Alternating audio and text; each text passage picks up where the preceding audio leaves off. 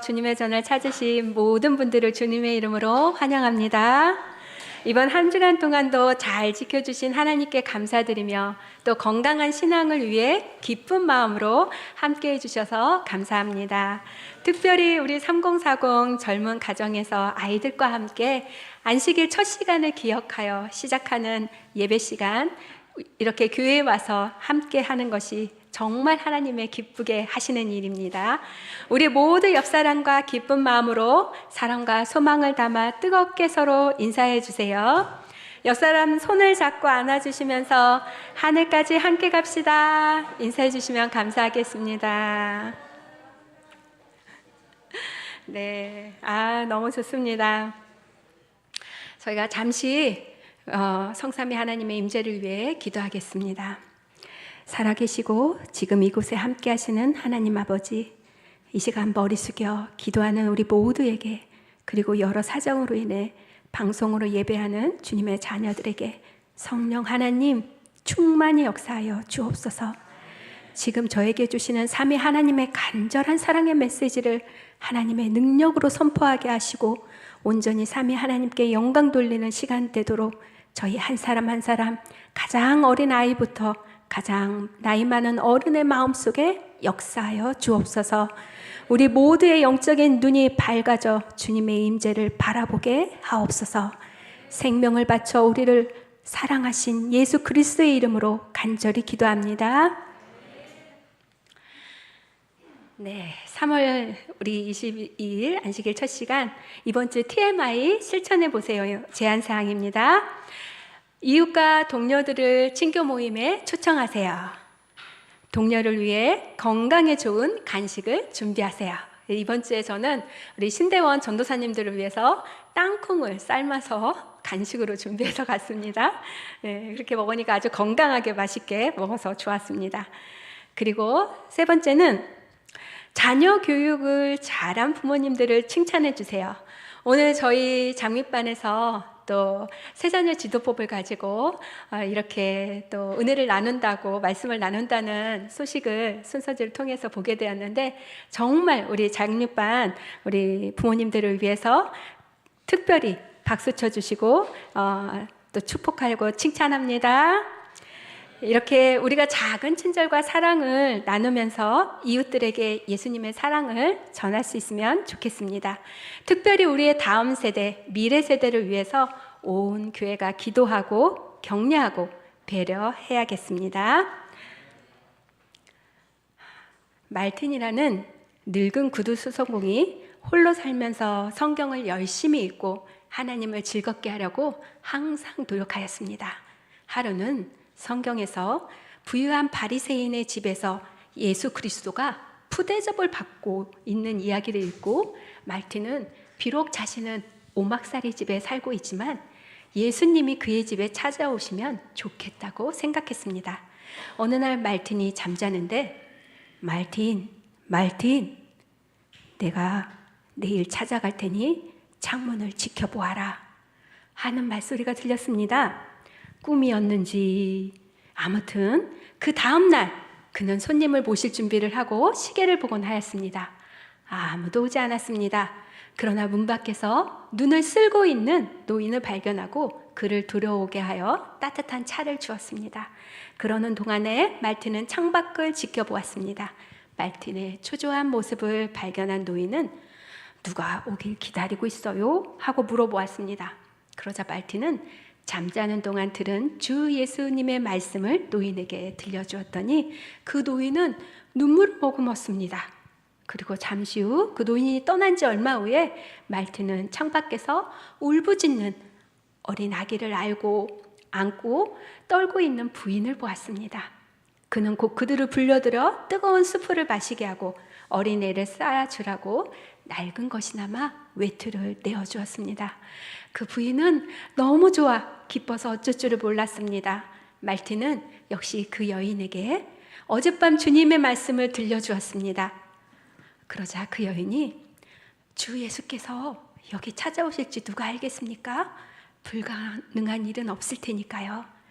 대단히 감사합니다. 안녕히 계십시오 라고 말하며 그 부인도 이별을 고하였습니다.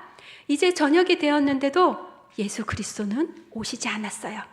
그래도 계속해서 밖을 내다보고 있으니까 불쌍한 사과장사 노파가 쉬고 있는데 어떤 소년이 노파의 사과를 훔치러 가고 있는 거예요.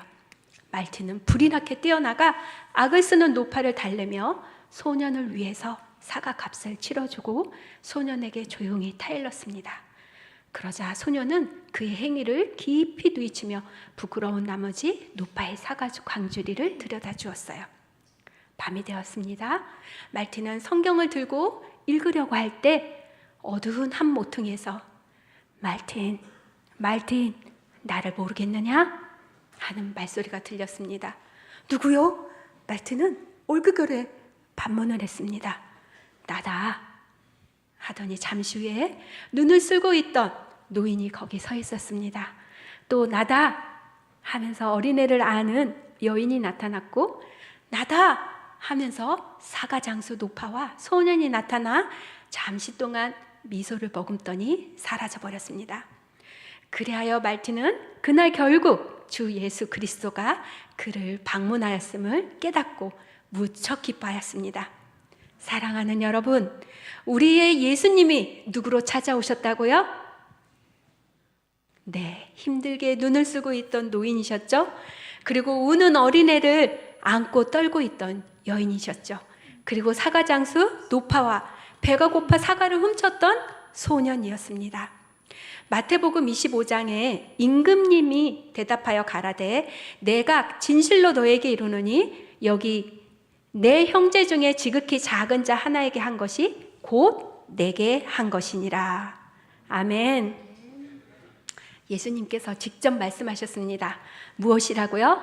여기 내 형제 중에 지극히 작은 자 하나에게 한 것이 곧 내게 한 것이다 라고요. 오늘 교과 제목을 다 함께 읽어볼까요? 시작. 사랑과 공의 가장 큰 두 계명. 아멘. 제1기 총 제목이 무엇이었죠? 사랑과 공의의 하나님. 저는 이 일기 동안 이 말이 제 가슴에 새겨지길 소망했습니다. 그리고 오늘 12가는 가장 큰 두 계명에 대해서 연구하겠습니다. 가장 큰 두 계명이 뭐라고 생각하십니까? 각자 마음속에 대답이 있으시죠? 이번 주 학습 목표를 다 같이 읽겠습니다. 시작.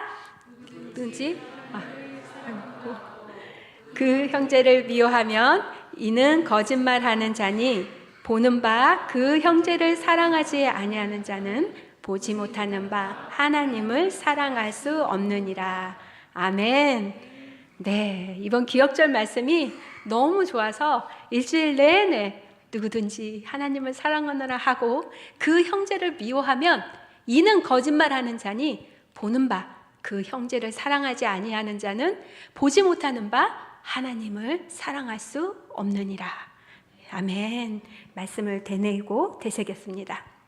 우리가 보이지 않는 하나님을 사랑한다고 말하면서 보이는 형제를 미워하면 어떻게 되는 거라고요? 네, 거짓말하는 자라고 하였습니다. 그리고 형제를 사랑하지 않는 자는 보지 못하는 바 하나님을 사랑할 수 없다고 하였습니다. 너무나 안타까운 것이 눈앞에 있는 사람을 사랑하지 않고는 눈에 보이지 않는 하나님을 사랑할 수 없다고 말씀하시는데, 교회에 다니다가 안 다니시는 분들을 만나면 거의가 상처받아서 교회에 안 나간다는 것입니다. 이 얼마나 가슴 아픈 이야기입니까? 우리가 정말 우리가 어떻게 해야지 우리의 형제들을 더 사랑할 수 있는지 고민하는 우리 새천사 교우님들이 되시기 바랍니다. 학습 목표 다 같이 읽겠습니다. 시작. 깨닫기. 하나님과 이웃을 사랑하는 것은 우리를 위해 사랑으로 주신 율법과 선지자의 강령이다. 느끼기. 하나님을 사랑하는 것은 정의를 사랑하고 주변 사람의 안녕에 관심을 가지는 것이다. 행하기. 다른 이가 고통받고 어려울 때 외면하지 말고 관심을 보이며 그들을 사랑한다. 네, 우리가 정말 이렇게 교과에서 말하는 것처럼 오늘 학습 목표를 다 이루시길 바랍니다. 지난 교과에서 배웠듯이 우주적 대쟁투의 교전 수칙 때문에 하나님께서는 지금 당장 근절하지 않으시는 불의와 악이 많이 있을 수 있지만, 그렇다고 해서 우리가 마주하는 모든 고통과 불의한 악들을 완화하고 줄이기 위해 우리가 할 수 있는 일이 아주 없지는 않습니다. 우리는 예수님이 이 땅에 섬기려고 오신 것처럼 다른 사람들을 섬기는 마음으로 돌보아야 합니다. 우리가 우리 하나님을 사랑한다고 말한다면 우리 형제들을 내 몸과 같이 사랑할 것입니다. 우리가 서로 사랑하는 것은 우리 주변 사람들의 안녕. 우리 안녕이 무엇이죠? 우리 어린이들? 안녕하세요 할 때 안녕인데, 이 안녕은 아무 탈 없이 무탈하게 평안함을 이야기합니다. 그래서 우리 형제들의 이 무탈함과 행복에 관심을 가지는 것이 우리의 또 사명입니다. 교과 162페이지입니다. 다른 사람이 가난, 억압 또는 어떤 불의로 고통을 받을 때 우리는 관심을 가져야 한다. 다른 사람이 억압받고 있을 때 그것을 외면해서는 안 된다. 그 대신 우리가 살고 있는 상처투성이의 세상에 주님의 완전한 의와 사랑의 성품을 비추어 하나님의 사랑과 정의를 확장하기 위해 개인적으로나 공동체로서 무엇을 할 수 있는지 자문해 보아야 한다. 아멘. 하나님께서 우리가 무엇을 초점에 맞추고 살길 원하실까요? 우리만 하나님 믿고 평안하게 행복하게 잘 사는 것일까요? 네, 아니죠. 하나님께서는 다른 사람이 가난과 억압 그리고 어떠한 불의함으로 고통을 받고 있을 때 우리는 관심을 가져야 하고 또 도와주어야 한다고 말씀하십니다. 우리가 살고 있는 이 세상이 상처투성이고 아프고 괴로워하고 외로워할 때 주님의 완전한 의와 사랑의 빛을 비추어야 한다고 가르쳐 주십니다. 하나님의 나라와 사랑과 정의를 확장하기 위해 우리는 개인적으로 공동체로서 무엇을 할 수 있을지 자문해 보아야 한다고 합니다. 자, 일요일 소지입니다. 가장 큰 두 계명. 한 율법사가 찾아와 예수님께 어떤 계명이 큰가를 묻습니다. 이것이 왜 중요할까요? 바리새인들은 십계명에서 창조주 하나님에 대한 사람의 의무를 말하는 첫 계명을 다른 작은 계명보다 훨씬 중요하다고 생각하고 높이는 일을 했습니다. 그래서 두 계명이 요구하는 것이 상충될 때 이 둘이 안식일을 지키는 것이 더 크고 중요하기 때문에 이웃을 돌보는 일은 작은 책임이라고 해서 책임이라고 율법을 해석했습니다. 직접 말씀을 읽어보도록 하겠습니다. 선생님이여, 율법 중에 어느 계명이 크니까? 예수께서 가라사대 내 마음을 다하고 목숨을 다하고 뜻을 다하여 주 너희 하나님을 사랑하라 하셨으니 이것이 크고 첫째 되는 계명이요 둘째는 그와 같으니 내 이웃을 내 몸과 같이 사랑하라 하셨으니 이 두 계명이 온 율법과 선지자의 강령이니라. 아멘. 이 계명은 갑자기 주어진 게 아닙니다. 이것은 모세 오경 중에 가운데 세 번째 책인 레위기 19장 18절의 말씀을 인용하신 것으로 예수님은 더 나아가 이 두 계명이 온 율법과 선지자의 강령이라고 말씀하셨습니다. 우리 강령을 사전에 찾아보니까 일의 근본이 되는 큰 줄거리라고 뜻입니다. 그리고 헬라어는 크레마타이로 매달다, 의존하다, 요약하다라는 의미입니다. 시대의 소망에는 이것에 관하여 이렇게 쓰고 있습니다. 이 두 계명이 다 사랑의 원칙의 표현이다. 둘째 계명을 범하면서 첫째 계명을 지킬 수 없으며 첫째 부분을 범하면서 둘째 부분을 지킬 수 없다. 하나님께서 마음의 보좌에 바른 자리를 차지하고 계실 때에 우리 이웃에게도 바른 자리를 줄 수 있을 것이다. 우리는 이웃을 우리 자신처럼 사랑해야 할 것이다. 그리고 우리가 하나님을 최고로 사랑할 때만 우리 이웃을 공평하게 사랑할 수 있다. 아멘. 하나님 사랑과 이웃 사랑의 계명은 대립되는 것이 아니라 하나님께서 마음의 보좌에 바른 자리를 차지하고 계실 때 우리도 이웃에게 바른 자리를 줄 수 있게 되는 것입니다. 하나님을 사랑할 때 사람도 진정으로 사랑하게 되는 것입니다. 아멘. 사람은 하나님과 동료 사람들과 관계에서 자기에게 부과된 의무와 상관없이 자신을 먼저 챙기려고 하는 타고난 성향이 있습니다. 동료를 대할 때 완전히 이타적이 되기 위해서는 반드시 먼저 하나님을 최고로 사랑해야 합니다. 바로 이것이 올바른 행실의 근원입니다. 성경에서 가장 큰 계명이 무엇이라고요? 사랑입니다. 성경의 요약은 하나님과 이웃 사랑인 것입니다. 즉, 사랑은 율법의 완성이기 때문입니다. 그래서 세계 공통어는 무엇입니까? 사랑의 하트입니다. 우리 사진 찍을 때 특별히 우리 정복희 집사님 사랑합니다 이렇게 하라고 말씀하셨죠? 이 하트가 우리 세계 공용어입니다. 이렇게 우리는 말씀에서도 삶에서도 사랑이 중요한 것을 알고 있습니다.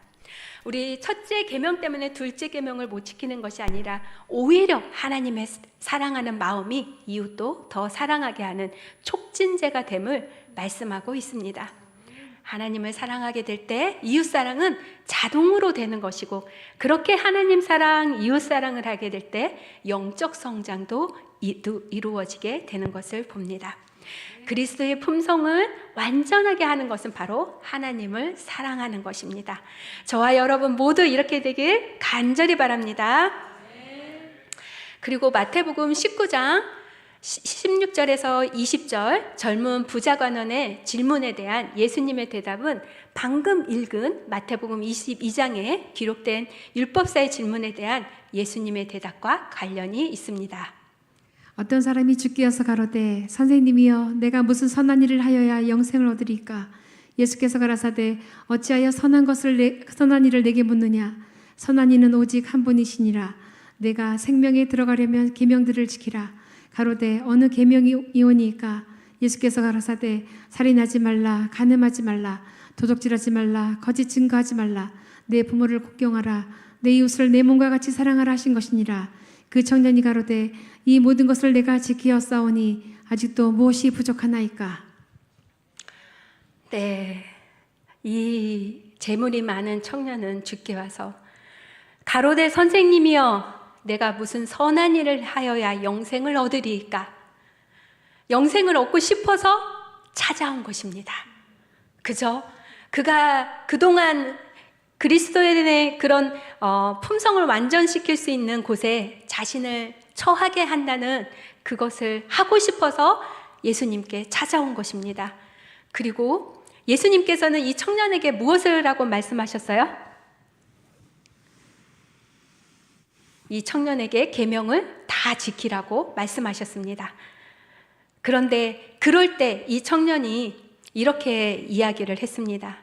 이 모든 것을 내가 다 지켰사오니 아직도 무엇이 부족하나이까? 우리 성도님들 마음에 부족함이 느껴지십니까? 갈급함이 느껴지십니까? 네, 예수님 제가 어떻게 하면 구원을 받을 수 있겠습니까? 어떻게 하면 율법을 다 지킬 수 있겠습니까? 질문해야 합니다. 그럴 때 예수님께서 이 청년에게 이렇게 얘기하십니다. 내가 온전할진대 가서 내 소유를 팔아 가난한 자들에게 주라. 그리하면 하늘의 보화가 내게 있으리라. 그리고 와서 나를 쫓으라 하시니. 아멘. 우린 정말 온전해지고 싶습니까? 네, 아멘입니다. 우린 정말 간절하게 주님처럼 닮아가길, 주님을 닮아서 거룩하고 온전해지기를 갈망해야 합니다. 그런데 왜 예수님께서 이 청년애가 내가 온전하고자 할진대 가서 내 소유를 팔아 가난한 자들에게 주라고 하셨을까요? 그것은 그의 품성 가운데 심각한 결점인 이기심이 남아있었기 때문입니다. 그것만 없었더라면 그의 품성은 매력적인 것이 되었을 것입니다. 이 영혼을 시들게 하는 이기주의자의 그림자가 사라지지 않는다면 그 젊은 부자 관원은 온전을 향해 더 나아가지 못할 것이기 때문입니다. 그 이기주의라는 병은 사람마다 다르며 따라서 그 처방약도 마찬가지로 각각 다릅니다. 베드로, 안드로, 야고보, 요한이 주를 따르라는 부름을 받았을 때 예수님은 그들에게 배와 그물이 방해거리가 되니 팔라고 요구하셨습니까? 그런 말씀은 한마디도 안 하셨습니다. 왜냐하면 그들이 먼저 주님의 부르심을 받았을 때 그분을 따르기 위해 그 모든 것을 버려놓고 따라왔기 때문입니다. 그리스도보다 더 다른 것, 더 사랑하는 것은 우리에게 합당치 않습니다. 제자됨의 좁은 길 가운데서 그리스도를 따르기 위해서는 가장 중요한 세상의 의무들조차도 둘째 자리에 놓아야 합니다. 바울은 그리스도를 위하여 모든 것을 해로 여긴다고 하였습니다. 사랑하는 성도님들, 이 말씀이 엄격하고 가혹한 말씀으로 보입니까? 너무 어려운 것처럼 들리나요? 여러분은 세상 것과 하늘 보화 사이에 어떤 것을 선택하길 원하십니까? 이 부자 청년은 어떠했다고 말씀해 보이나요? 세상 것을 원했을까요? 하늘의 보화를 원했을까요? 이 청년은 둘 다 모두를 원했습니다. 우리는 어떻습니까? 우리도 그렇진 않습니까? 세상 부귀와 명예 그리고 하늘의 보화도 다 원하십니까? 그러나 우리는 이 모든 것을 가질 수 없습니다. 이 청년도 모두를 가질 수 없음을 발견하고 근심하여 돌아갔습니다. 내가 가진 지식이나 재물이나 지위를 하나님보다 더 사랑하고 있지 않은지 우리는 모두 살펴보면서 다 같이 우리 마태복음 6장 34절 읽도록 하겠습니다. 너희는 먼저 그의 나라와 그의 의를 구하라. 그리하면 이 모든 것을 너희에게 더하시리라. 그러므로 내일 일을 위하여 염려하지 말라. 내일 일은 내일 염려할 것이요 한날 괴로움은 그날에 족하니라. 아멘. 우리가 미리 염려할 필요 없습니다. 저는 이 말씀을 너무너무 좋습니다. 너희는 먼저 그의 나라와 그의 의를 구하라. 그리하면 이 모든 것을 너희에게 더하시리라. 아멘. 교훈입니다. 하나님을 사랑하고 이웃을 사랑하는 것은 세상 사물을 더 귀하게 여길 위험에서 건지고 성품을 완성케 위해 사랑으로 말씀하신 온 율법과 선지자의 강령이다. 아멘. 하나님을 사랑하고 이웃을 사랑하는 것이 우리의 이기심과 세상적인 욕심에 빠지는 위험에서 건지고 보호할 것입니다. 이것이 하나님의 말씀, 성경의 본질이고 핵심입니다. 자, 월요일 소지입니다. 가장 큰 죄 2가지. 예수님께서 말씀하신 가장 큰 2계명을 우리는 배웠습니다. 무엇이라고요? 네, 하나님을 사랑하고 이웃을 사랑하는 것입니다. 이 계명을 실천하는 것은 다른 사람에게 사랑을 구체적으로 보여주는 희생이 따르며 이것이 바로 예수님의 발자취를 따르는 실체입니다. 그런데 오늘은 가장 큰 2계명이 이 대해서 반대로 가장 큰 2가지 죄는 어떤 것인지 공부하고 있습니다. 시편 135편 15절 18절 말씀입니다. 열방의 우상은 은금이요 사람의 수공물이라. 입이 있어도 말하지 못하며 눈이 있어도 보지 못하며 귀가 있어도 듣지 못하며 그 입에는 아무 기식도 없나니 그것을 만든 자와 그것을 의지하는 자가 다 그것과 같으리로다. 아멘. 시편 135편은 열방의 우상은 은금이요 사람의 수공물이라고 합니다.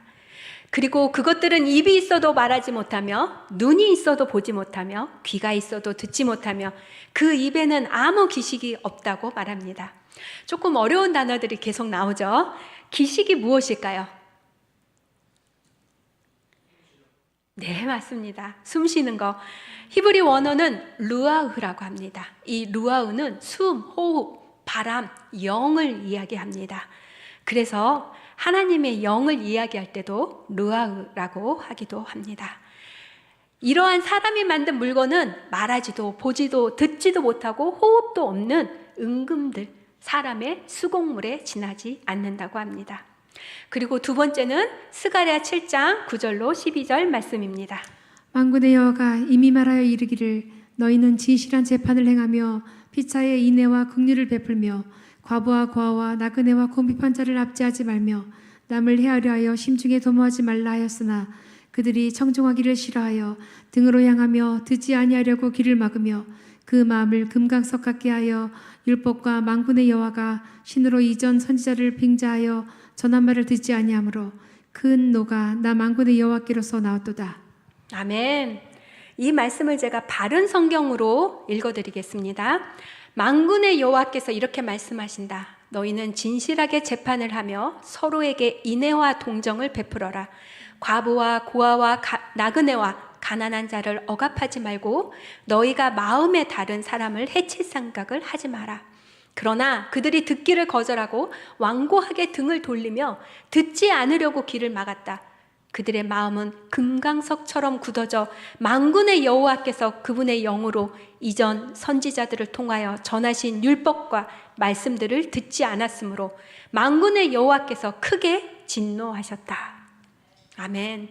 이렇듯 하나님께서는 사랑으로 진노하시는 일은 우상 숭배뿐만이 아니라 그것이 개인적이든 집단적이든 당신의 백성을 부당하게 대하는 것이라고 하였습니다.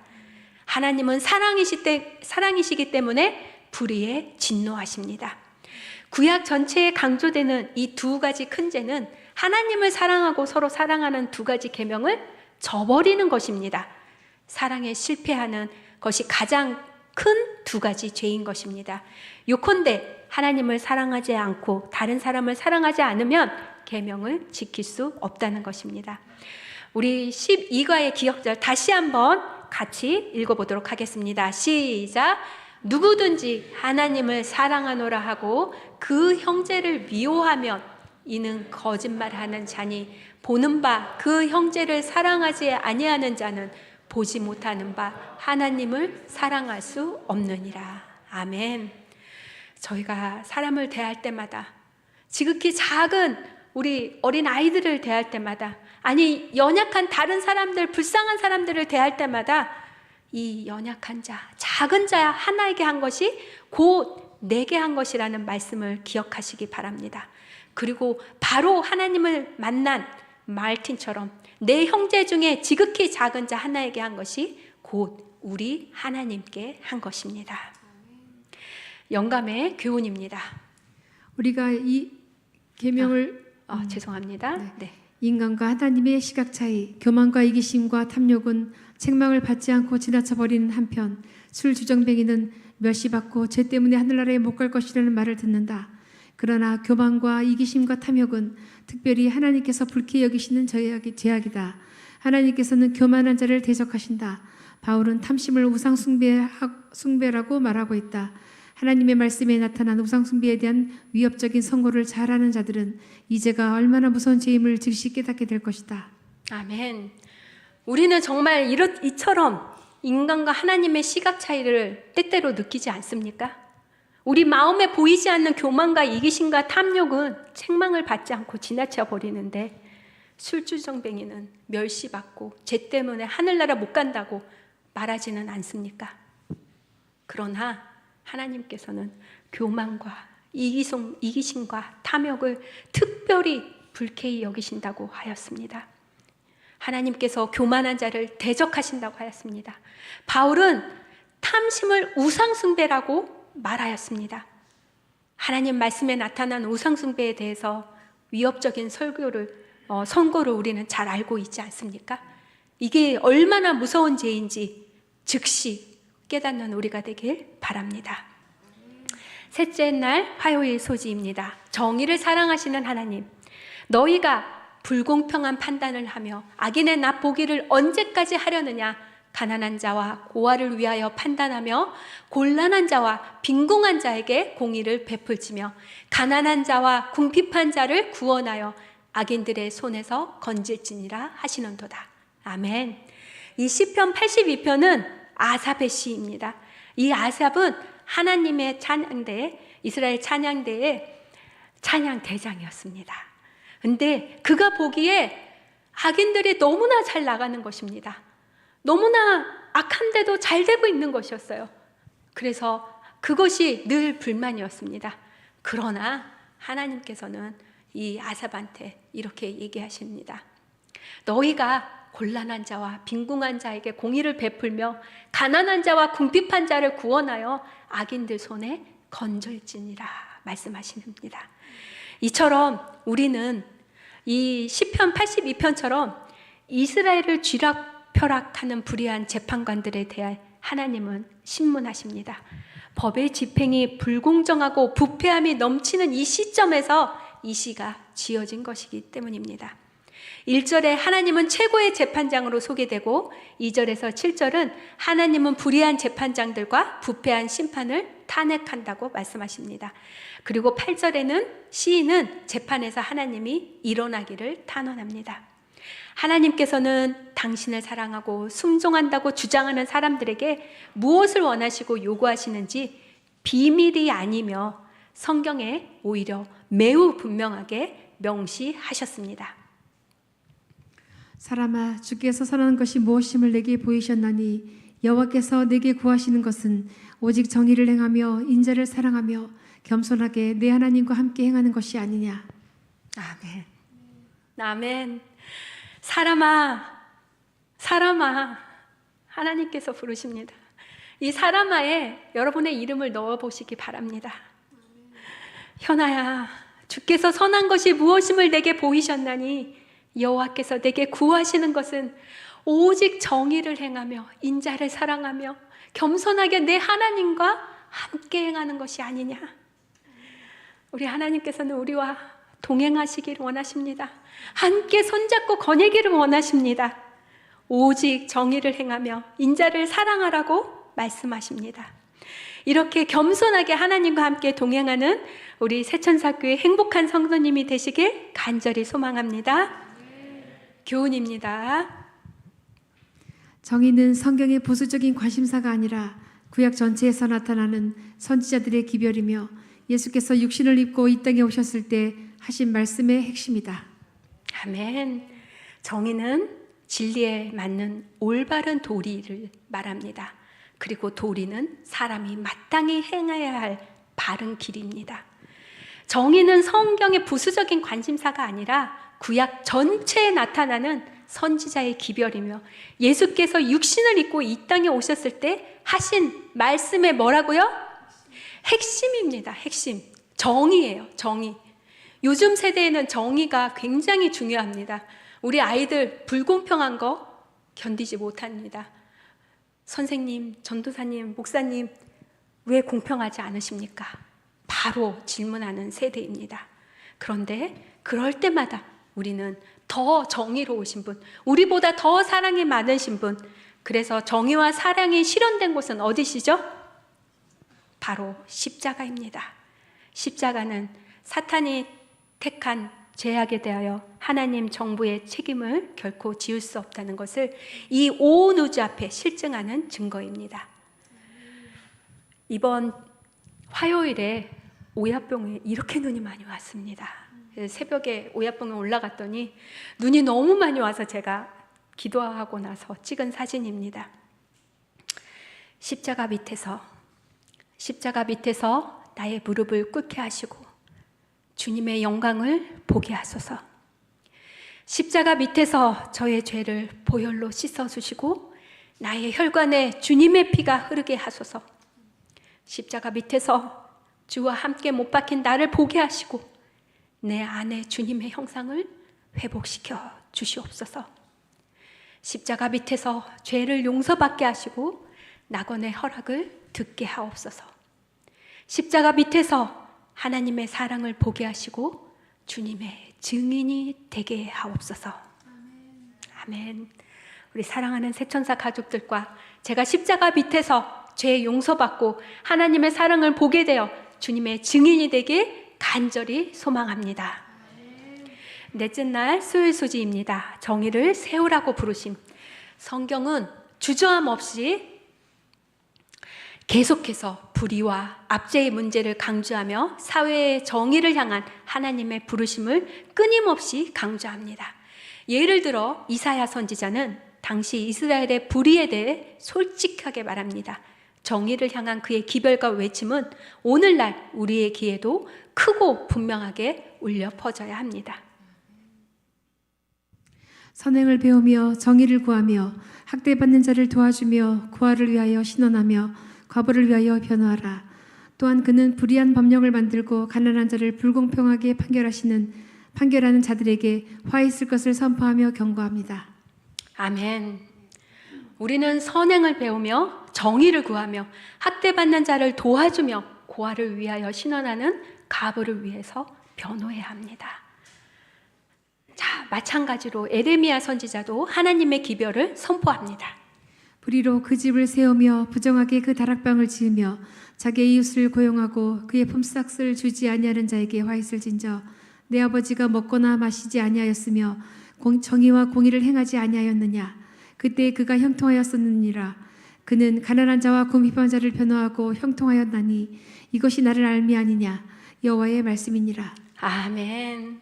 아멘. 이웃에 대하여 불의와 부정을 행하지는 않더라도 우리는 어려움을 당하는 이웃을 대하여 모르는 척 살아갈 수 있는 이 죄인을 부르셔서 정의를 세우라고 불러주시는 우리 하나님께 감사드립니다. 영감의 교훈입니다. 그대들이 신뢰와 정직한 사람, 진실로 유용한 사람이 되는 여부는 그대들 자신에게 달려있다. 그대들은 어떤 환경에서도 정의를 위하여 서기 위해 준비하고 결심해야 한다. 우리의 그릇된 품습관은 우리와 함께 하늘로 가져갈 수 없다. 그러므로 지상에서 극복하지 못하면 그것들이 우리를 의인들의 거처로 들어가지 못하게 할 것이다. 나쁜 습관들은 배격당할 때 가장 활발한 저항을 할 것이다. 그러나 그 전쟁을 정력과 끈기로 계속하면 그것들이 정복될 것이다. 아멘. 하늘로 가지 못할 나만의 나쁜 습관들을 먼저 깨달아야 합니다. 그 다음은 그것을 버리기 위해 하나님의 성령께서 지혜와 총명과 힘을 주시길 간구해야 됩니다. 내 힘으로는 안 됩니다. 하나님 도와주십시오. 우리의 영적인 안목을 열어주셔서 그것들이 무엇인지 밝히 깨달아 더 중요하고 더 가치 있는 하늘의 소망을 두시길 간절히 바라야 합니다. 나의 나쁜 습관 누가 제일 잘 알까요? 바로 저 자신입니다. 다른 사람이 좋다, 나쁘다 이야기하기 전에 나의 양심이 내 속에 계시는 성령님께서 속삭여 주십니다. 나쁘니까 하지 않았으면 좋겠다고요. 나는 너를 사랑한다고요. 그러나 다른 한편에서는 그것은 할 수밖에 없어. 정당해. 너는 그것을 그렇게 해도 될 만큼 열심히 했어. 이렇게 하와를 유혹했던 뱀처럼 합리적인 결핍을 우리에게 속삭입니다. 사랑하는 여러분, 선택은 누구의 몫이에요? 저의 몫입니다. 우리의 몫입니다. 성령님의 음성에 복종하기로 선택하는 우리가 되길 간절히 소망합니다. 사도 바울은 이렇게 말합니다. 내가 그리스도 예수 우리 주 안에서 가진 바 너희에게 대한 나의 자랑을 두고 단언하노니 나는 날마다 죽노라. 아멘. 나는 날마다 죽노라. 이 신약 성경의 대부분을 누가 썼어요? 사도 바울이 썼습니다. 사도 바울은 정말 끔찍한 고난과 핍박을 받으면서도 내가 표대를 향해서 달려가고 이미 잡았다고 생각지 않고 더 달려가길 원했고, 그리고 그렇게 하면서도 나는 날마다 죽노라라고 선포합니다. 사랑하는 성도님들, 여러분과 제가 날마다 나는 죽노라 선포하시길 간절히 바랍니다. 다섯째 날 목요일 소지입니다. 내 이웃은 누구입니까? 누가복음 10장을 보시면 예수님께서 하나님 사랑과 이웃 사랑이라는 두 가지 계명을 선포한 직후에 한 율법사가 자신을 옳게 보이려고 내 이웃이 누구입니까? 라는 질문을 하게 됩니다. 이 질문에 대하여 예수님께서는 누구에 대해서 말씀하셨어요? 선한 사마리아인의 비유를 말씀하십니다. 강도를 만나서 거의 죽게 된 사람을 보고 제사장 레위인은 피하여 지나갑니다. 그런데 그곳을 지나가던 민족이 다른 사마리아인은 그곳에 지체하면 자기도 강도를 당할 위험이 있을 것을 알면서도 불쌍한 사람을 도와주기를 주저하지 않습니다. 사마리아인은 옷을 벗어 그를 덮어줍니다. 그리고 그 사람을 나귀에 태운 다음에 부상을 당한 사람이 흔들려 더 고통을 당하지 않도록 천천히 걸어갑니다. 그리고 주막으로 데려가 밤을 지새우며 그를 친절하게 돌봐주는 것이지요.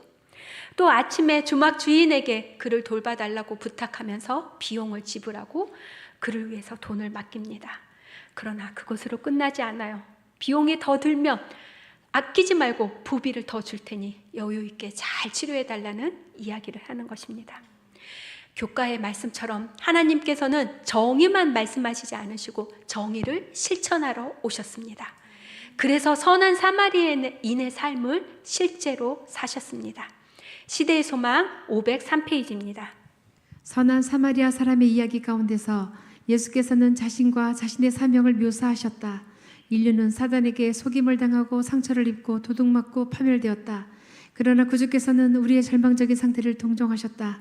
그분께서는 당신의 영광을 버리고 우리를 구원하기 위하여 오셨다. 그분은 죽어가는 우리를 찾아내어 우리의 처지를 떠맡으셨다. 그분은 우리의 상처를 치료하셨다. 그분은 당신의 의의 두루마기로 우리를 덮으셨다. 그분은 우리에게 안전한 피난처를 제공하고 자신의 비용으로 우리를 위하여 완전한 준비를 다 하셨다. 그분은 우리를 구속하기 위하여 죽으셨다. 내가 이것을 너희에게 명함은 너희로 서로 사랑하게 하려 함이니라. 내가 너희를 사랑한 것 같이 너희도 서로 사랑하라. 아멘. 내가 너희를 사랑한 것 같이 너희도 서로 사랑하라. 믿음과 기도로 원수의 세력을 물리치라.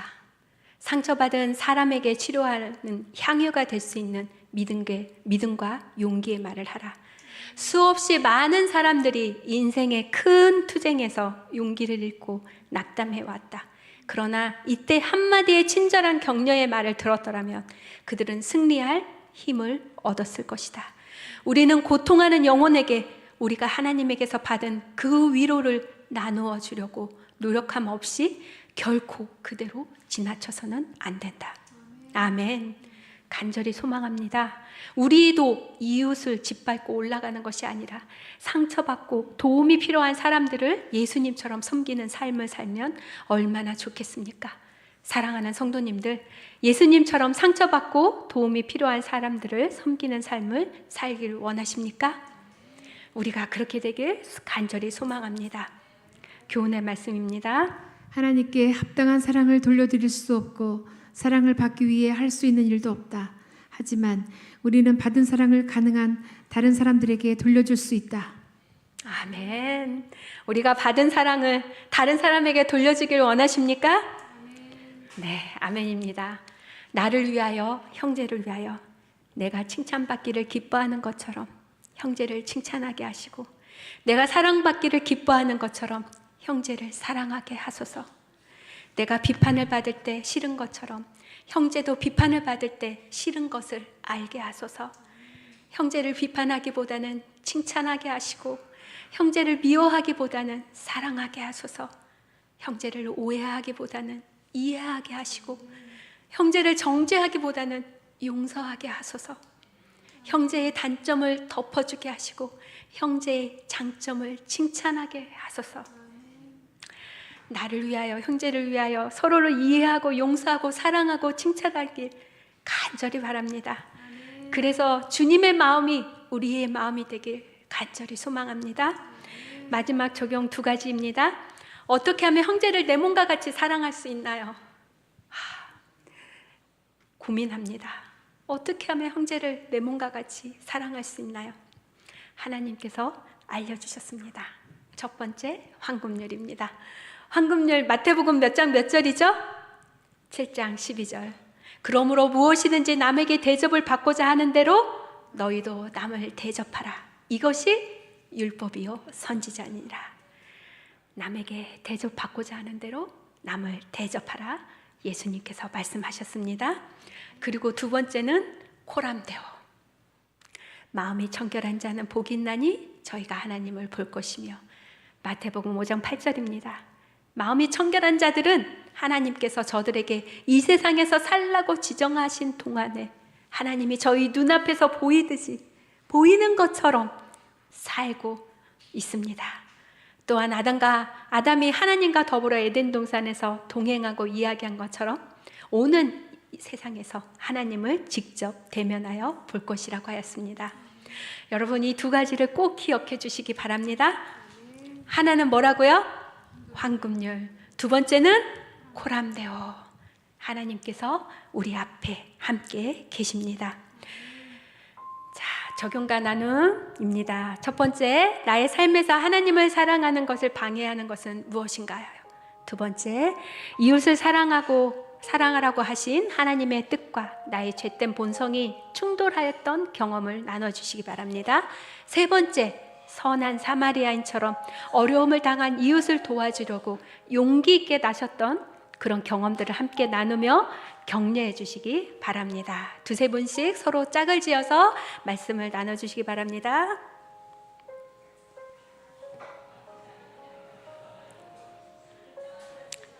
네, 혼자 있는 분 없이 다 같이 두세 분씩 함께 말씀을 나누고 적용하고 또 은혜를 나눠주시기 바랍니다.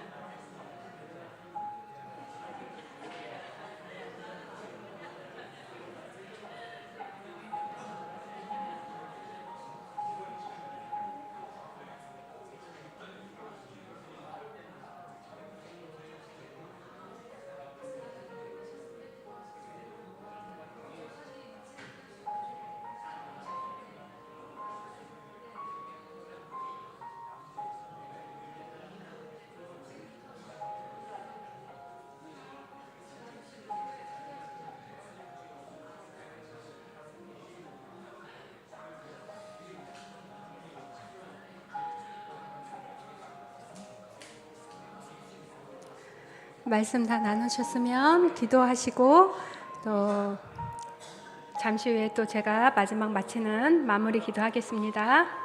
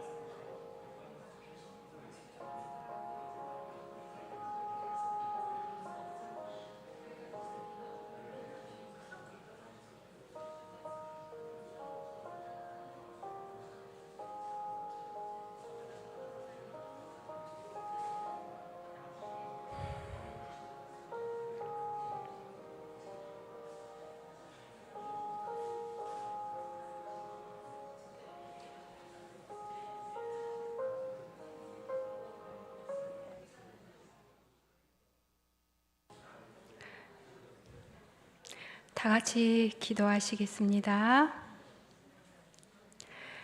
사랑과 은혜가 풍성하신 하나님 아버지, 오늘 저희에게 허락하신 귀한 말씀을 기억하길 기도드립니다. 저희 안에 있는 미움과 거짓을 버리고 진실한 사랑으로 형제를 섬기는 삶을 살아가기를 결단하고 그것을 또한 간절히 소망합니다. 주님, 저희의 마음에 청결하게 하시고 황금률과 고람대오를 기억하여 주님께서 주신 형제들을 향한 사랑의 마음을 부어 주시옵소서. 눈에 보이는 형제를 사랑함으로써 보이지 않는 하나님을 더욱 깊이 알아가게 하시고 하나님의 품성을 닮아가는 갈망을 허락하여 주시옵소서. 저의 연약함을 아시오니 사랑할 수 없는 사랑까지도 사랑할 수 있는 힘과 용기를 주시옵소서. 작은 말 한마디부터 사랑을 실천하며 섬김과 나눔을 통해 하나님의 사랑을 세상에 드러내는 삶을 살게 하옵소서. 이제는 우리 주 예수 그리스도의 은혜와 아버지 하나님의 크신 사랑과 성령 하나님의 교통하심이 여기 모인 우리 새천사 모든 성도님들과 그들 가정 위에 그리고 이 땅의 모든 형제 자매들 위에 영원토록 함께 하시길 축원합니다.